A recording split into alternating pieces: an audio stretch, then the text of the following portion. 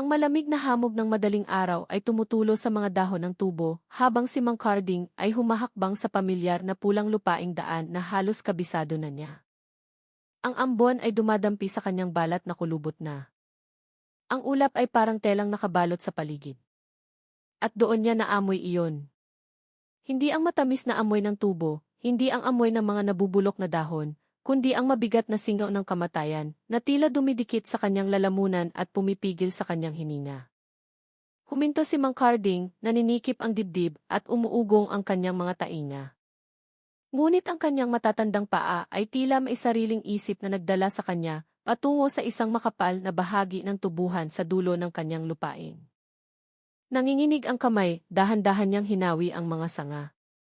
Ang maputlang liwanag ng umaga ay tumama sa isang bagay sa ilalim ng bunto ng mga tuyong dahon, itim na buhok, kupas na damit trabaho, at isang balat na namumutla at namamaga na hindi na makilala bilang tao.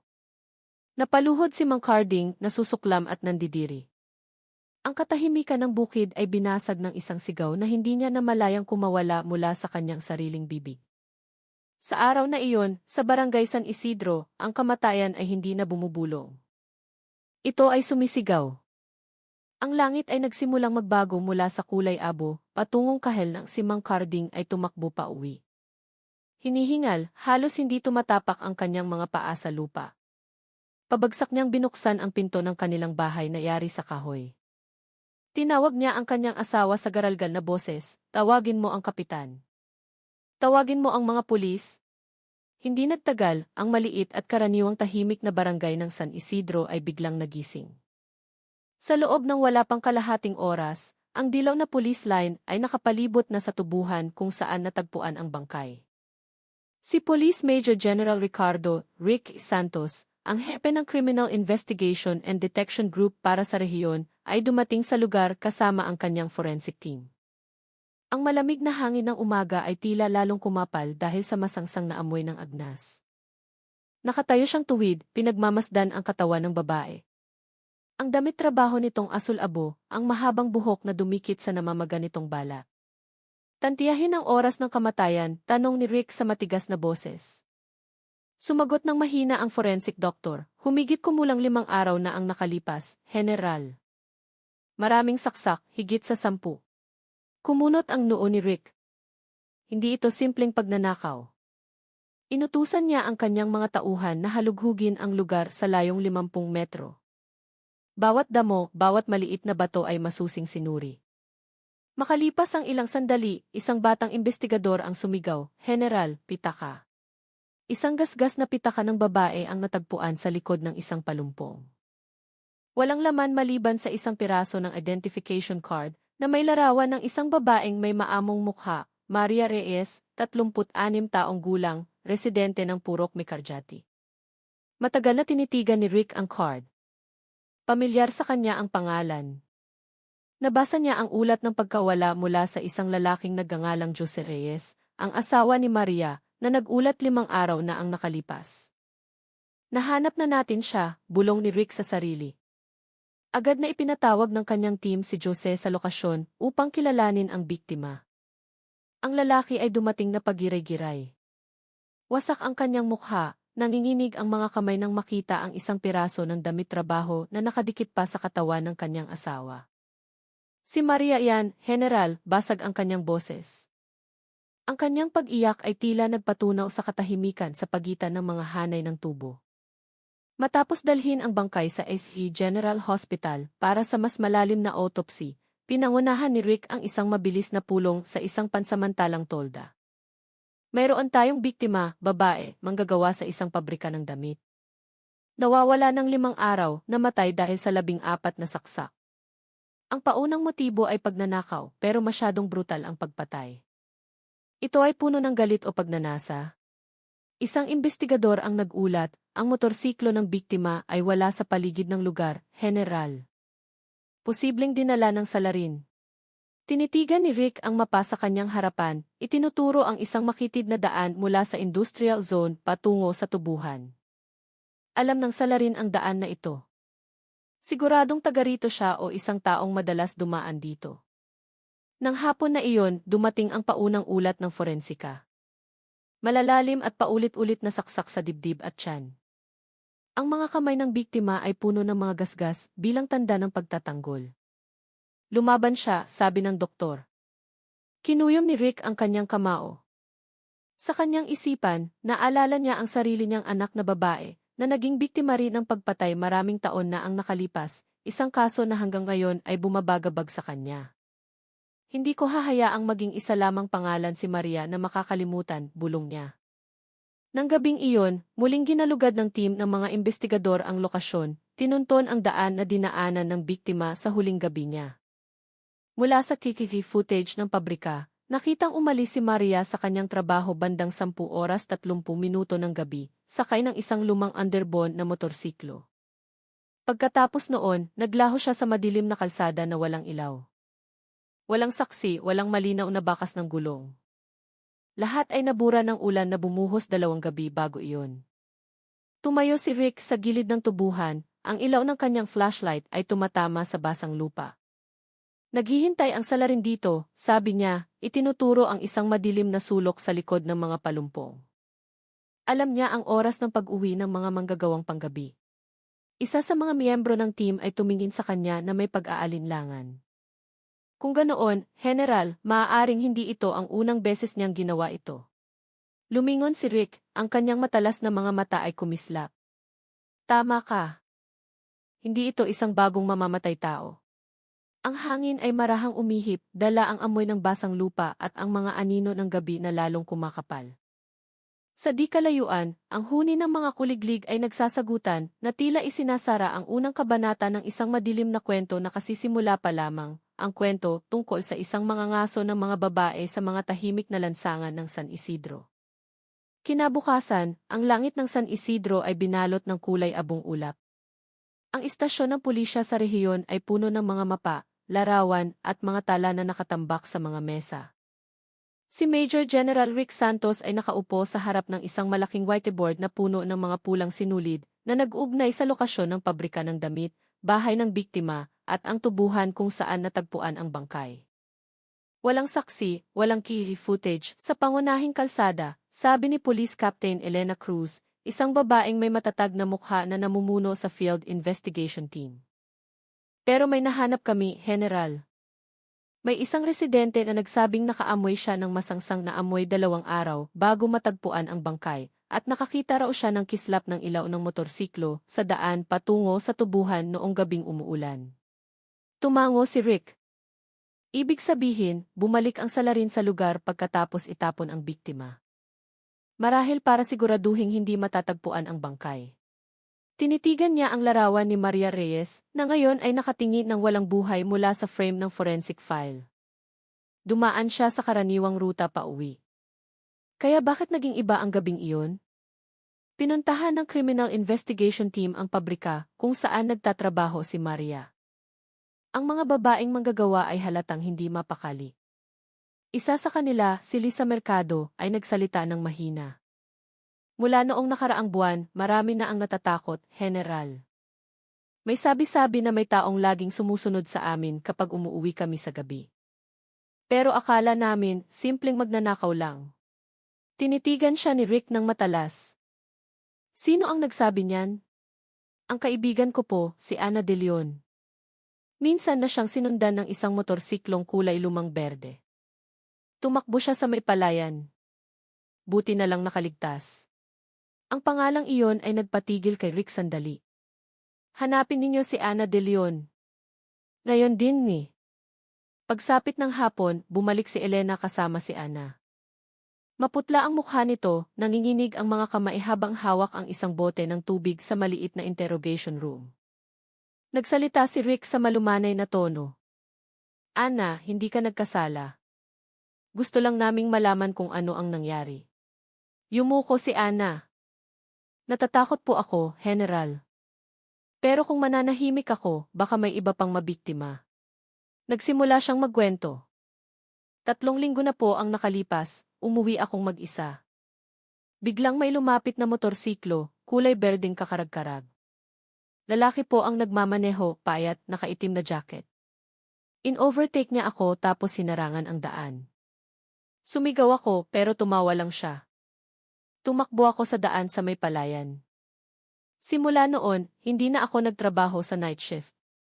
Tumingin si Rick kay Elena at sinabi ng mahina, hindi ito nagkataon. Siya rin ang salarin. Idinagdag ni Elena na ang deskripsyon ni Ana ay tumutugma sa sinabi ng residente tungkol sa lumang motorsiklo na madalas makita sa paligid ng pabrika. Mabilis na nag-isip si Rick.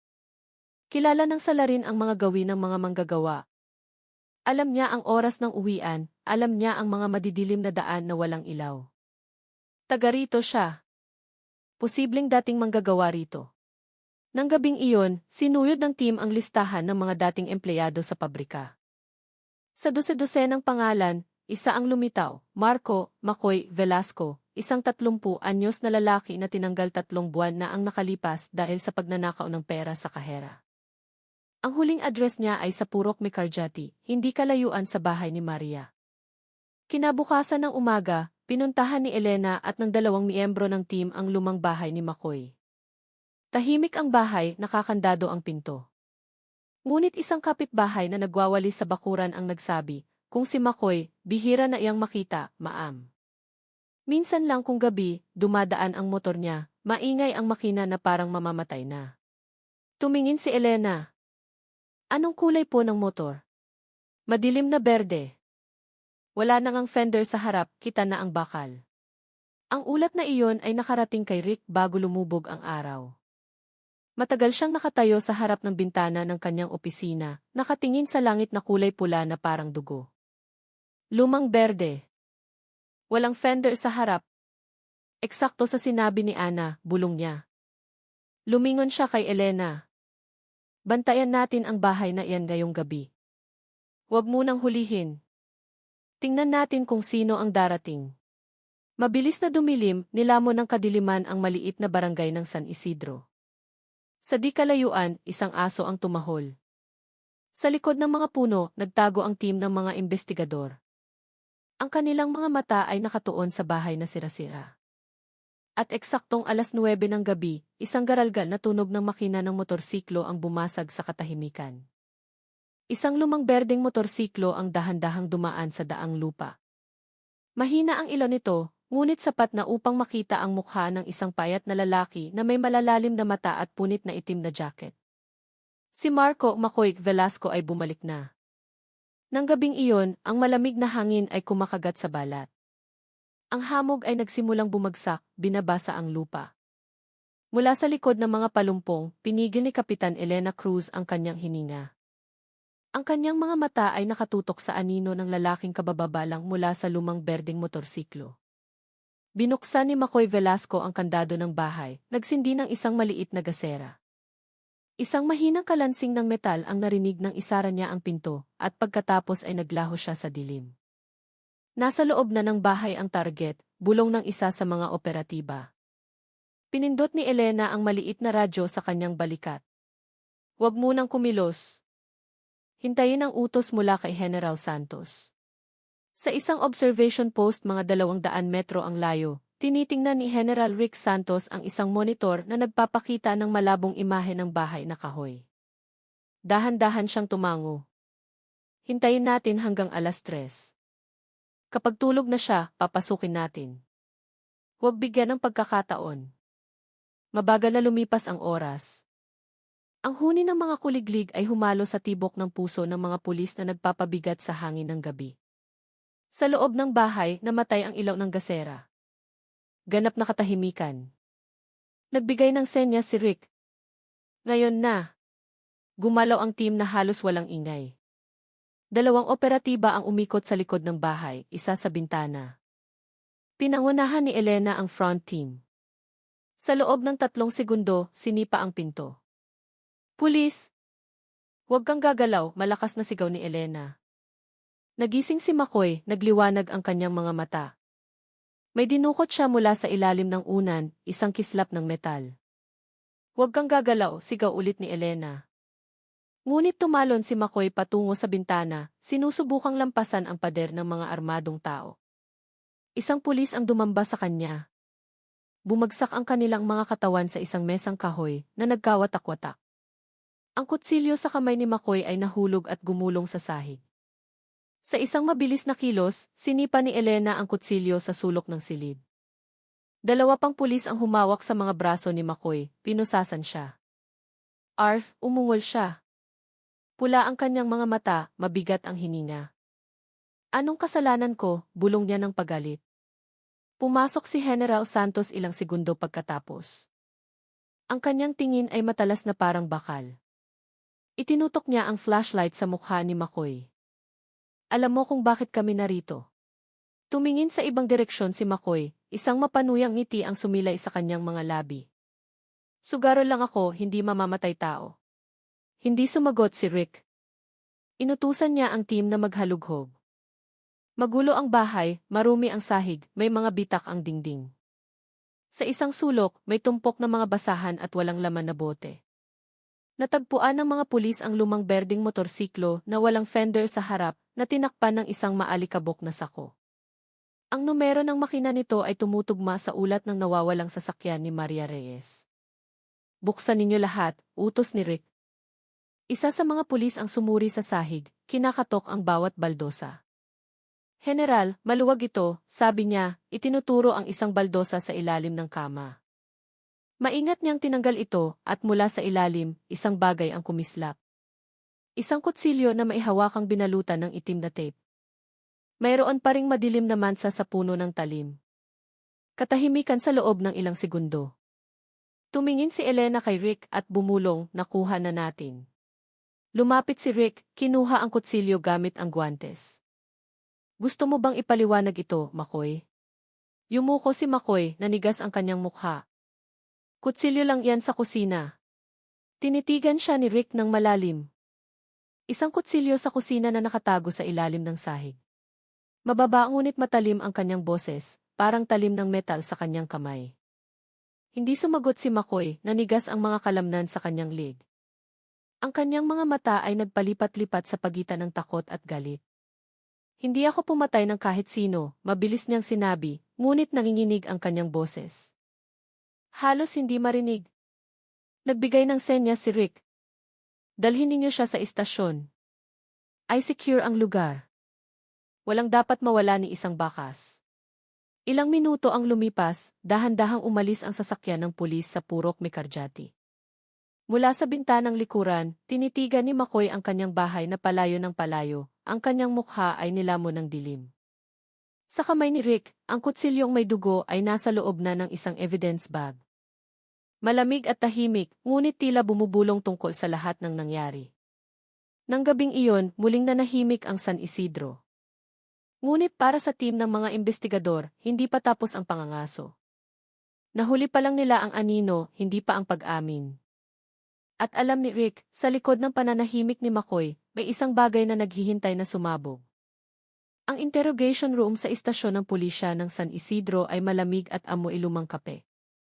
Isang solong ilaw na neon ang nakabitin ng mababa, nagbibigay liwanag sa gusot na mukha ni McCoy Velasco. Pula ang mga mata, magulo ang buhok. Sa tapat niya ay nakaupo si General Rick Santos, kalmado, hindi nagmamadali. Isang evidence bag na naglalaman ng kutsilyo ang nakalatag sa mesa, maputla ang kislap nito. McCoy, patag ang boses ni Rick.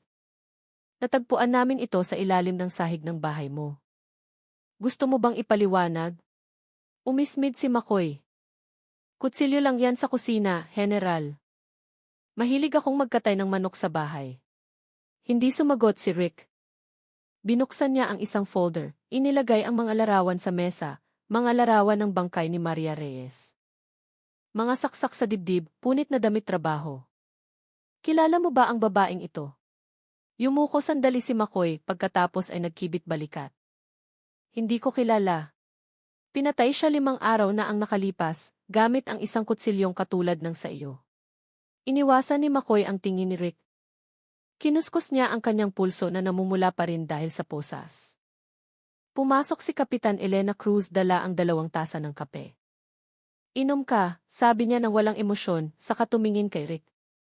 Nagpadala na ng paunang resulta ang lab, General. Ang dugo sa talim ng kutsilyo ay tumutugma sa blood type ng biktima. Tumingin si Rick kay McCoy. Sasabihin mo pa rin bang kutsilyo sa kusina? Nanigas ang mukha ni McCoy.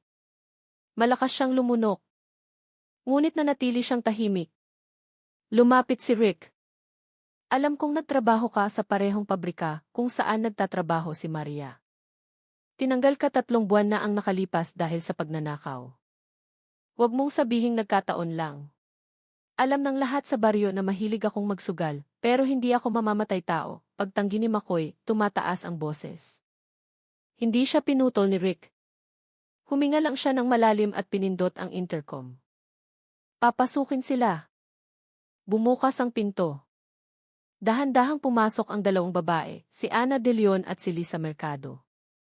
Nang makita sila ni McCoy, bigla siyang nanigas. Nagliwanag ang kanyang tingin. Malamig na pawis ang tumulo mula sa kanyang sentido. Niyakap ni Ana ang sarili, sinusubukang pigilan ang panginginig. Siya iyon, bulong niya, mahina ngunit malinaw na narinig. Siya yung lalaking umatake sa akin sa kalsada noong 1 buwan. Tinitigan ni Rick si McCoy nang hindi kumukurap. Sasabihin mo pa ring hindi mo sila kilala? Yumuko si McCoy, ngunit nanginginig ang kanyang mga balikat. Nagsisinungaling kayo, garalgal ang kanyang boses. Sinisiraan ninyo lang ako. Idiniin ni Elena ang kanyang kamay sa mesa. Sinisiraan? Akala mo wala kaming ibang testigo. Nakita ng mga residente ang motor mo sa tubuhan noong gabing itinapon mo ang bangkay. Ang plaka mo, kahit na peke, ay tumutugma sa ulat ng nawawalang motor mula sa pabrika. Naging tensyonado ang silid. Ang bawat tiktak ng orasan ay parang martilyo. Matagal na tinitigan ni Rick ang mukha ng lalaki at sinabi ng mahina, talo ka na, McCoy. Alam ko ang nararamdaman mo noong gabing iyon. Walang pera, hinahabol ang utang, gustong magkapera ng mabilis. Pero hindi dapat namatay si Maria dahil sa mga pagkakamali mo. Biglang hinampas ni McCoy ang mesa ng malakas. Gumalaw ang kanyang upuan. Manahimik kayo, sigaw niya. Wala kayong alam. Hindi kumilos si Rick. Sabihin mo para malaman namin. Katahimikan sandali. Pagkatapos, humihingal si McCoy, nagsimulang mamasa ang kanyang mga mata. Noong gabing iyon, gusto ko lang kunin ang pera niya. Kailangan ko ng pera para pambayad utang sa sabong. Pero lumaban siya. Sumigaw siya. Nagpanik ako. Hindi ko namalayan kung ilang beses ko siyang sinaksak. Basag ang kanyang boses sa dulo ng pangungusap. Napapikit sandali si Elena, pinipigilan ang emosyon. Si Rick ay nanatiling nakaupo ng tuwid, nakatingin sa lalaking nasa harapan niya. Pagkatapos, itinago ko ang katawan niya. Sa ilalim ng mga tubo. Akala ko walang makakahanap. Muling nanahimik ang silid. Ang tanging naririnig ay ang mabibigat na hininga at ang tunog ng unang patak ng ulan sa labas ng bintana. Dahan-dahang tumayo si Rick, tinitigan si McCoy sa huling pagkakataon. Kabibigay mo lang kay Maria ng hustisyang matagal nang hinihintay. Yumuko si McCoy. Ang luha na may halong pawis ay tumulo sa mesa. Nanginginig ang kanyang mga posa sa tuwing nanginginig ang kanyang mga balikat.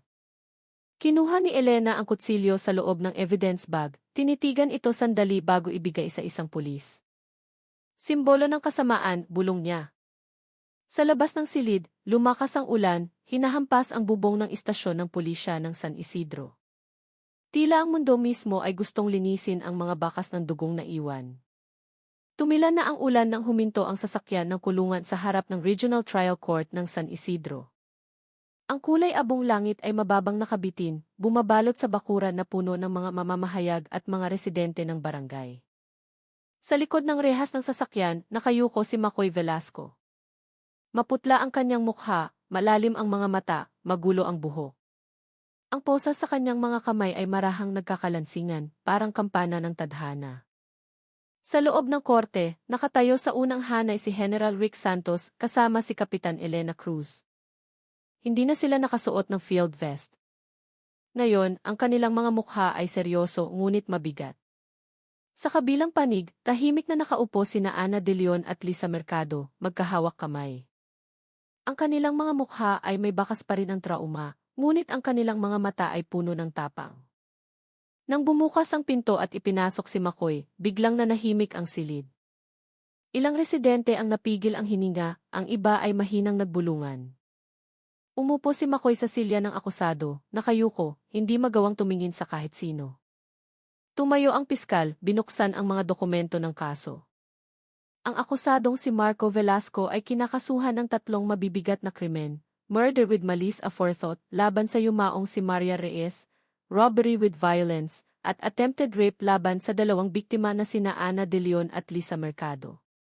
Bawat salitang lumabas sa bibig ng piskal ay parang martilyong pumupukpok sa ulo ni McCoy. Nagngangalit ang kanyang mga ngipin, nakatingin sa sahig. Nang basahin ng piskal ang mga detalye mula sa forensic photos, ilang manonood ang yumuko, hindi kayang tingnan. Tumingin ng diretso si Elena, nanigas ang kanyang panga. Unang tinawag na saksi si Ana De Leon. Nanginginig ang kanyang mga hakbang, garalgal ang kanyang boses. Natakot po ako noon, Your Honor. Pero alam ko po na kung mananahimik ako, baka may iba pang maging biktima tulad ni Ginang Maria. Huminto siya sandali, huminga ng malalim. Naaalala ko ang mukha niya. Ang mukha ng taong iyan. Itinuro niya si McCoy. Tumulo ang kanyang mga luha. Sumunod si Lisa na nagbigay ng kanyang testimonya. Simple ngunit tumatagos ang kanyang mga salita. Naaalala ko pa ang boses niya, ang mga banta niya. Pero ngayon, hindi na ako takot. Isang mahinang palakpakan ang narinig mula sa likuran. Agad na sinaway ito ng hukom, ngunit hindi maitago ang paggalang sa tapang ng 2 babae. Turno na ni General Rick na tumestigo bilang lead investigator. Tumayo siya, matatag ngunit hindi mataas ang boses. Ang kasong ito ay hindi lamang tungkol sa isang krimen sa isang gabi. Ito ay tungkol sa takot na nagpatahimik sa maraming kababaihan. At ngayon, ang tapang ng 2 saksi ang tumapos sa tanikalang iyon. Nanatiling tahimik si McCoy. Nang hilingin ng hukom na magsalita, blanko ang kanyang tingin. Nagsisisi ako, mahina niyang sinabi. Hindi ko alam kung bakit ko nagawa iyon. Kailangan ko lang ng pera. Ako. Takot akong mamatay. Tinitigan siya ng hukom ng matagal. Pero hindi ka natakot pumatay? Ang tanong na iyon ang bumasag sa natitirang depensa ni McCoy. Yumuko siya, nanginginig ang mga balikat, mahina ang kanyang pag-iyak. Ngunit walang sinuman sa silid ang naawa. Pagkatapos ng halos 3 oras na paglilitis, nag-deliberate ang mga hukom. Nanginginig ang silid sa mahihinang bulungan at mabibigat na buntong hininga. Sa labas, ang sikat ng hapon ay tumagos sa mga ulap, nagbibigay kulay sa mga bintana ng maputlang dilaw na liwanag. Nang bumalik ang mga hukom, lahat ay tumayo.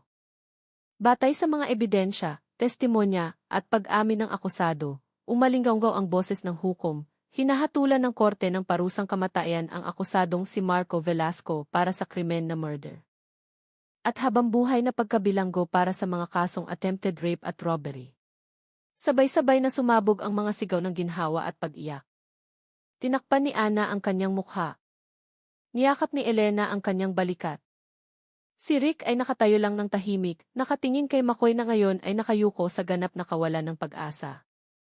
Habang inilalabas si McCoy, sinabi ni Rick ng mahina, na para bang sa sarili lang niya, hindi binubuhay ng hustisya ang mga patay. Pero kahit paano, ngayong araw, natapos na ang takot dito. Sa labas ng korte, tuluyan ang tumagos ang sikat ng araw sa mga ulap, tumatama sa mga basang dahon. Ang barangay San Isidro na dating madilim ay unti-unting nakaramdam ng kapayapaan. Ngunit sa mga mata ni Rick, ang anino ng mukha ni Maria Reyes ay nanatiling nakikita, na tila nagpapaalala na ang bawat katahimikan ay laging nagtatago ng isang kwentong naghihintay na matuklasan. 3 linggo matapos ang hatol, unti-unting bumalik sa normal ang buhay sa San Isidro. Ang tubuhan na dating naging tahimik na saksi sa trahedya ay muling napuno ng amoy ng tubo tuwing umaga. Ngunit sa istasyon ng pulisya, si General Rick Santos ay nanatiling gising hanggang hating gabi, nakatitig sa folder ng kaso na opisyal ng sarado. Alam niyang tapos na ang kaso sa papel, ngunit hindi sa loob niya. Ang larawan ni Maria Reyes na nakangiti sa kanyang AC card ay nakadikit pa rin sa whiteboard ng kanyang opisina, katabi ng larawan ng kanyang sariling anak na babae na matagal nang pumanaw dahil sa isang katulad na kaso. Ang 2 mukha na iyon, isang biktima ng nakaraan, isang biktima ng kasalukuyan, ay nagsisilbing paalala kung bakit siya nananatili sa trabahong lumalamon sa kanyang buhay. Bumukas ang pinto ng kanyang opisina. Pumasok si Kapitan Elena Cruz dala ang 2 tasa ng kape. Hindi pa rin po kayo natutulog, General? Bahagyang umiti si Rick. Mamaya na ang tulog. Sa tuwing ipipikit ko ang aking mga mata, naririnig ko pa rin ang sigaw ni Maria sa aking isipan. Umupo si Elena sa tapat niya. Ako rin po, General. Pero kahit paano, ngayon, wala nang babaeng umuuwi mula sa trabaho na puno ng takot. Binalot ng katahimikan ang silid. Sa labas, mahinang umuulan. Tumingin si Rick sa labas ng bintana. Akala ko noon ang hustisya ay nagmumula sa korte. Pero natuklasan kong nagsisimula ang hustisya kapag may isang taong naglakas loob na magsalita. Kung nanahimik si Ana at Lisa, baka hanggang ngayon ay malaya pa rin si McCoy. Dahan-dahang tumango si Elena. Minsan, ang pinakamahirap ay hindi ang paghuli sa kriminal, kundi ang pagbibigay lakas sa mga tao na labanan ang kanilang takot. Naglabas siya ng isang sobre mula sa kanyang bag. General, sulat po ito mula sa pamilya ni Maria. Ipinadala sa post office. Dahan-dahang binuksan ito ni Rick. Simpleng sulat kamay, medyo kupas na asul na tinta. Maraming salamat po sa pagbibigay ng hustisya para sa aking asawa. Hindi ko na maibabalik ang panahon, pero kahit papaano, malalaman ng anak ko na hindi namatay ng walang kabuluhan ang kanyang ina. Jose Reyes. Paulit-ulit na binasa ni Rick ang mga pangungusap, saka ipinikit ang kanyang mga mata. Alam mo, Elena, ito ang unang pagkakataon sa loob ng maraming taon na nakaramdam ako ng ganitong klaseng ginhawa. Tinitigan siya ni Elena, malumanay ang boses. Dahil sa pagkakataong ito, General, hindi lang kayo nakahuli ng isang mamamatay tao, kundi nagligtas din kayo ng pag-asa ng maraming tao. Sa labas, isang kulog ang dumagundong sa di kalayuan. Lumakas ang ulan. Ngunit para kay Rick, ang tunog nito ay hindi na nakakayanig tulad noong gabing natagpuan si Maria. Ngayon, ang tunog nito ay parang mga panalangin para sa lahat ng kababaihan na naglakad ng mag-isa sa madilim na daan, umaasang may magbabantay sa kanila mula sa anino ng kamatayan. Makalipas ang ilang araw, binisita ni Elena ang pabrika kung saan dating nagtatrabaho si Maria. Sa pader sa harap, naglagay ang management ng isang maliit na plaque, Daang Maria Reyes, bilang pag-alala sa katapangan ng isang babaeng hindi sumuko. Ang mga manggagawa ay humihinto sandali sa tuwing dumadaan sila roon. Ang ilan ay yumuyuko, ang ilan ay bahagyang umingiti na tila nagsasalita sa kanilang isipan. Pagbalik ni Elena sa kanyang sasakyan, tumingala siya sa langit ng San Isidro na malinis pagkatapos ng ulan. Alam niyang may darating pang ibang kaso, ibang kadiliman na naghihintay sa ibang sulok ng mundo. Ngunit sa araw na iyon, hinayaan niyang maniwala na kahit gaano kaliit ang liwanag, kaya nitong manalo. Samantala, sa kanyang opisina, isinara ni Rick ang huling folder na may isang sulat kamay na tala sa harap na pahina. Ang hustisya ay hindi tungkol sa pagpaparusa, kundi sa pagtiyak na ang mga nabubuhay ay hindi na matatakot. Pinatay niya ang ilaw, matagal na tumayo sa harap ng bintana, pinagmamasdan ang ulap na unti-unting humuhupa. Ang tunog ng azan sa madaling araw ay umalinggaw sa di kalayuan. Isang bagong araw ang dumating, dala ang tahimik na pangako na maaaring dumating muli ang krimen. Ngunit sa pagkakataong ito, natuto ng hindi manahimik ang San Isidro. 6 na buwan ang lumipas mula ng hatulan ng korte ng kamatayan si McCoy Velasco.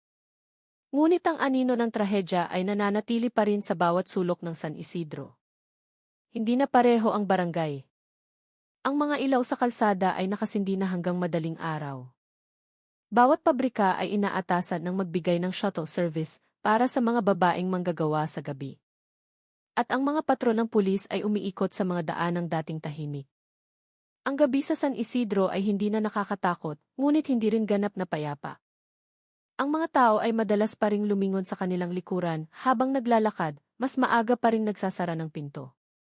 Ngunit sa likod ng pag-iingat na iyon, may bagong umusbong, ang pagtutulungan. Nakatayo si Kapitan Elena Cruz sa harap ng 12 ng babaeng manggagawa. Suot niya ay isang simpleng uniforme, walang kapansin-pansing ranggo. Sa likod niya, isang banner ang nakasulat, pagsasanay sa self-defense, ang pamana ni Maria Reyes. Ang katapangan ay hindi nangangahulugang hindi ka natatakot, mahina ngunit matatag niyang sinabi.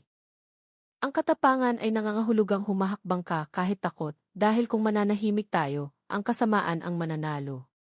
Sa mga kalahok, isang batang babae na nagngangalang niya, bagong manggagawa sa isang pabrika ng tela, ang nakikinig na may namamasang mata. Naalala niya ang gabi ilang linggo na ang nakalipas nang may sumubok na agawin ang kanyang bag sa isang madilim na eskinita. Ngunit hindi tulad ng dati, sa pagkakataong ito, sumigaw si niya ng malakas. At sa loob ng ilang segundo, 2 residente na nagbabantay ang dumating upang tumulong. Tumakas ang salarin at si niya ay ligtas. Ang balitang ito ay naging pangunahing kwento sa buletin ng barangay, manggagawa, ligtas dahil sa matapang na sigaw. Nagdiwang ang komunidad. Hindi ito malaking balita sa lungsod, ngunit para sa San Isidro, ito ay isang senyales na ang takot ay napalitan na ng tapang. Sa istasyon ng pulisya, tinanggap ni General Rick Santos ang ulat mula kay Elena. Matagal niyang tinitigan ang papel, sa kabahagyang umiti. Alam mo ba, Elena, kung nabubuhay pa si Maria 6 na buwan na ang nakalipas, siguro ay nakangiti siyang makita ito. Tumango si Elena. Ang tapang ng isang tao ay maaaring magligtas ng maraming buhay. Minsan, iniisip ko na iyon ang pinakatotoong anyo ng hustisya. Tumingin si Rick sa labas ng bintana. Sa di kalayuan, ang maliit na daan kung saan natagpuan si Maria ay nagbago na. Ang mga puno ng tubo ay maayos na naputulan, at sa pagitan ng mga ito, mga maliliit na solar light ang nagbibigay ng malumanay na liwanag. Naglalaro ang mga bata doon tuwing hapon, hindi na natatakot. Ngunit sa likod ng lahat ng kapayapaang ito, mayroon pa ring hindi natatapos na bagay para kay Rick. Sa bawat ulat, sa bawat balita ng bagong katapangan, palagi niyang nakikita ang mukha ni Maria, isang mukha na tumangging maging biktima, isang mukha na lumaban hanggang sa huli. Isang hapon, siya at si Elena ay naglakad upang suriin ang isang bagong security post sa pinakamalaking pabrika ng damit. Daan-daang babae ang katatapos lang magtrabaho, sumasakay sa mga shuttle bus na naghihintay sa bakuran. Tumayo si Rick sa gilid, pinagmamasdan silang nagtatawanan, nagbibiruan at bumabati sa mga gwardiya. Dati wala ang ganitong tanawin, bulong niya. Sumagot si Elena, dati hindi natin alam kung gaano kahalaga ang pakiramdam ng seguridad. Isang may edad na babae ang lumapit sa kanila, dala ang isang kahon ng nakabalot na kanin. General, Kapitana, ito po ay mula sa amin. Salamat po at nagawa ninyong makauwi kami ng walang takot. Tinanggap ito ni Rick nang may tapat na ngiti. Ginagawa lang po namin ang aming tungkulin, aling. Ang totoong matapang ay kayo, hindi kami. Habang dumidilim ang langit, tinitigan ni Elena ang mga ilaw sa kahabaan ng bakod ng pabrika na bagong kabit. Minsan, iniisip ko, baka bawat trahedya ay talagang nag-iiwan ng sugat. Pero kung mula sa sugat na iyon ay natututo tayo, baka iyon ang paraan ng Diyos para turuan ang mga tao na maging mas mapagmalasakit. Tumango si Rick, malalim ang kanyang boses. Wala na siguro si Maria, ngunit ang kanyang katapangan ay hindi namatay. Ngayon, ang San Isidro ay may bagong liwanag, isang liwanag na isinilang mula sa takot. Nang gabing iyon, sa kalsadang dating binalot ng teror, ang mga ilaw ay nakahanay na parang mga nahulog na bituin. Marahang umihip ang hangin, dala ang amoy ng basang lupa at ang tawanan ng mga manggagawang umuuwi. Sa unang pagkakataon sa loob ng mahabang panahon, ang San Isidro ay naramdamang buhay. Hindi dahil nakalimot, kundi dahil natutong hindi na matakot. Isang taon na ang lumipas mula nang ang pangalan ni Maria Reyes ay naging bahagi ng maliit na kasaysayan ng San Isidro. Ang barangay ay nagbago na ngayon, mas maliwanag, mas masigla at mas mulat sa kahulugan ng kaligtasan. Ang makitid na daan kung saan natagpuan ang kanyang bangkay ay puno na ngayon ng mga bagong ilaw, at sa dulo nito ay may isang simpleng monumento na may nakasulat, ang katapangan ay hindi namamatay. Naghihintay lamang ito ng susunod na magpapatuloy. Nang umagang iyon, dahan-dahang naglakad si General Rick Santos sa daan na iyon. Nagsisimula ng mamuti ang kanyang buhok. Ang kanyang uniforme, na dati magara, ay napalitan na ng kaswal na damit na kulay krema. Sa kanyang kamay, isang bungkos ng puting sampagita, ang bulaklak na lagi niyang dala tuwing pumupunta rito. Sa ilalim ng monumento, isang batang babae ang nag-aayos ng mga bulaklak. Nakatali ang kanyang buhok sa dalawa. Ang kanyang mukha ay kahawig ng isang batang Maria Reyes. Huminto si Rick ilang hakbang ang layo. Anong pangalan mo, Ineng? Malumanay niyang tanong. Lumingon ang bata, magalang nang ngumiti. Ako po si Nadia, sir. Ang nanay ko po ay katrabaho dati ni Ginang Maria. Bawat buwan po kami pumupunta rito. Matagal siyang tinitigan ni Rick. Mayroong isang bagay sa paraan ng pagsasalita ng bata, kalmado ngunit puno ng katiyakan. Alam mo ba kung sino si Maria? Opo, sir. Sabi po ni nanay, dahil kay Ginang Maria, lahat po ng babae ngayon ay nakakauwi na mula sa trabaho ng walang takot. Ang simpleng pangungusap na iyon ay nagbigay ng init sa dibdib ni Rick. Yumuko siya, inilagay ang kanyang bulaklak sa gilid ng bato. Nadia. Dahil sa katapangan ng isang tao, maraming iba pa ang nabubuhay ng mas payapa. Hindi kalayuan, dumating si Kapitan Elena Cruz dala ang isang folder. Nasa barangay hall na po sila. Mayroon pong pagpapasinaya ng Women's Protection Unit. Ang pangalan po ng unit ay Liwanag ni Maria. Ngumiti si Rick. Magandang pangalan.